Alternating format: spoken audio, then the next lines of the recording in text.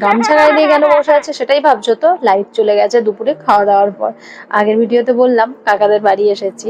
তো ওই দিন সন্ধেবেলা চলে এসেছি দীপুদার বাড়ি। উপলক্ষটা ছিল ইন্ডিয়া পাকিস্তানের ম্যাচ, সাথে আরিয়ানের জন্মদিন।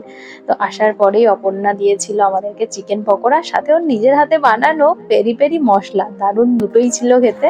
আর আরিয়ান কেক কাটার জায়গায় দেখো হাতে মুখে কেক মাখছে। Happy birthday.